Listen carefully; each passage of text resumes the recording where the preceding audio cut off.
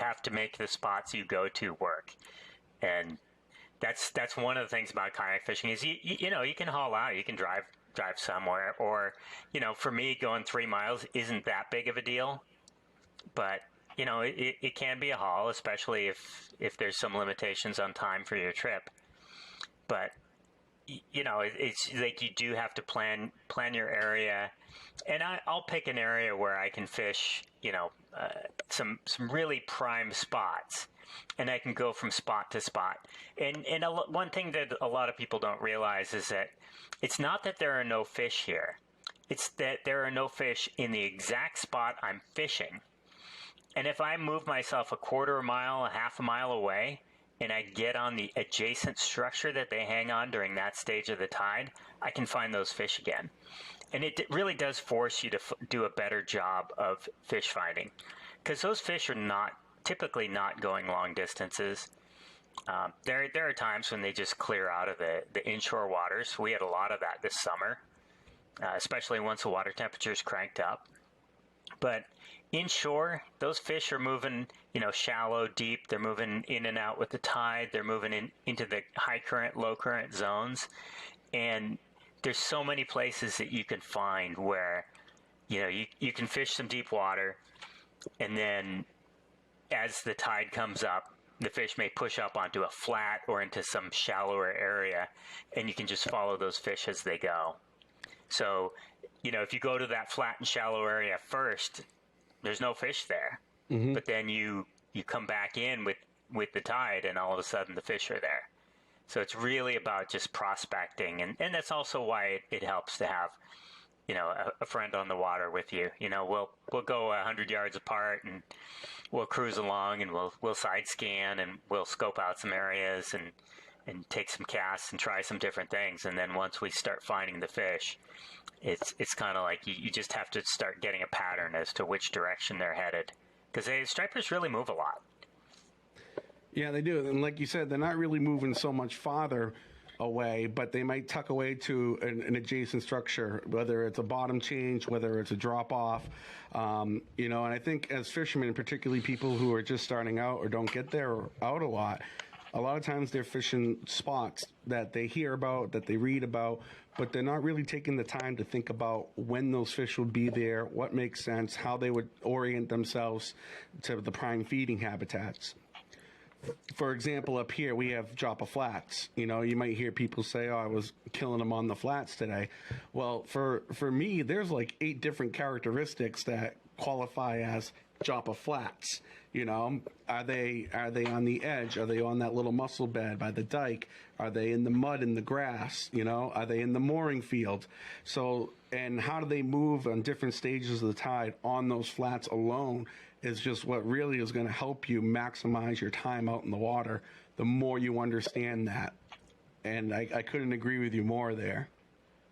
Yeah, and you know, every spot is like that. There's, you know, when you say Joppa Flats, you're talking about an area of, you know, 5 to 10 square miles. You know, if you just like imagine that area in your mind, and if you talk to the locals, like their definition of Joppa Flats is probably 30 square miles, because they add in a lot more, because they want to make things as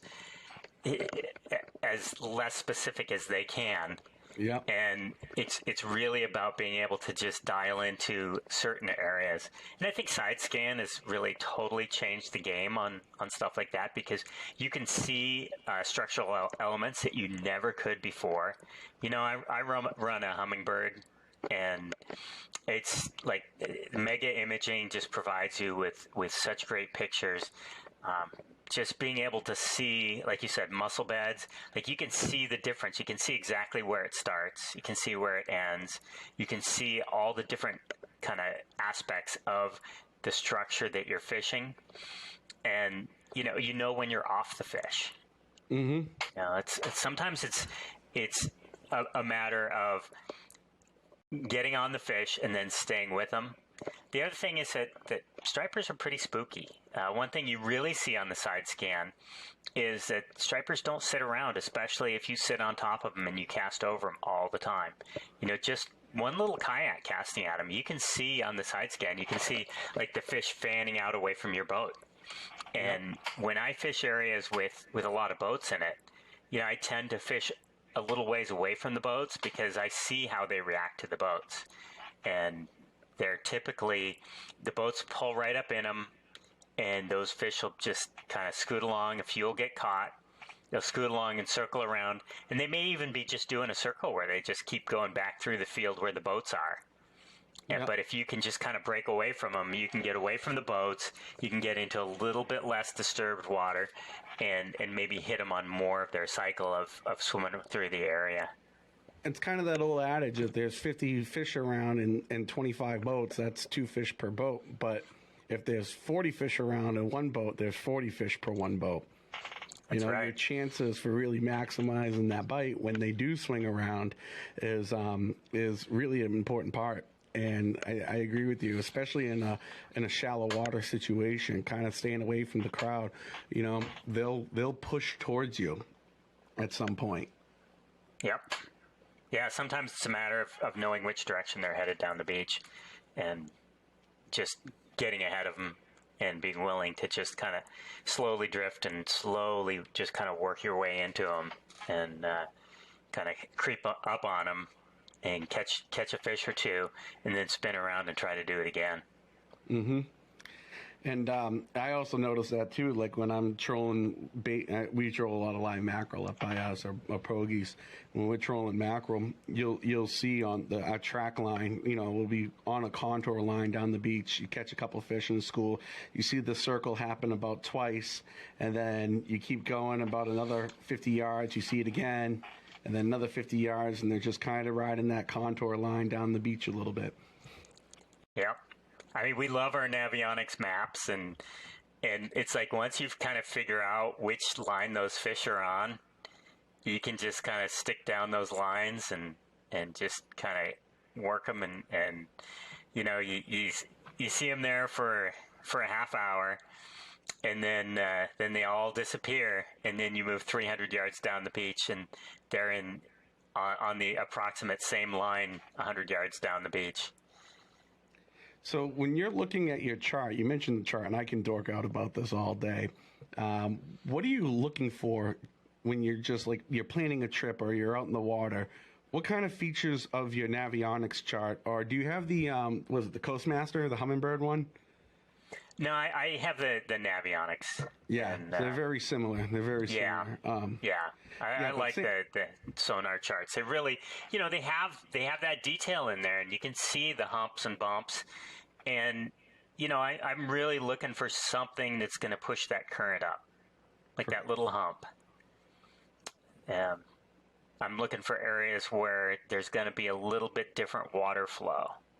And, some of it is the charts and some of it is experience on the water where, you get in an area and you start to notice, not only do I see this on the chart, but when I look at the water, especially when you get out there on those calm days with no wind, you can actually see the current line. And you're like, okay, so at this stage of the tide, the current line is pouring over this part of the flat. And you notice that's where the fish are hanging. Yeah, right in those seams, like that rough water next to the flat water is the type of thing you're looking for. Yeah. And there's certain rips where you just, like, you know where they're going to be in those rips. And when you go back and you look at the map, you can see, like, there's a break and there might be a little hole there.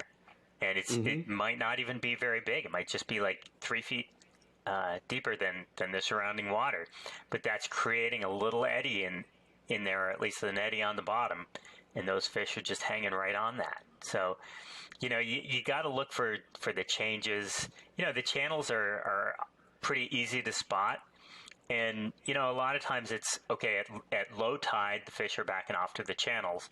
At high tide they're exiting the channels and coming up onto the flats. And there's so many spots in New England that. And when I say flats, it's like everybody thinks of sand flats in Florida. It's not what I'm talking about. In this area, like a flat may be just a boulder field. And it might be a boulder field that's surrounded by deeper water, and those fish are going to come up, especially at night, grubbing for lobsters in it.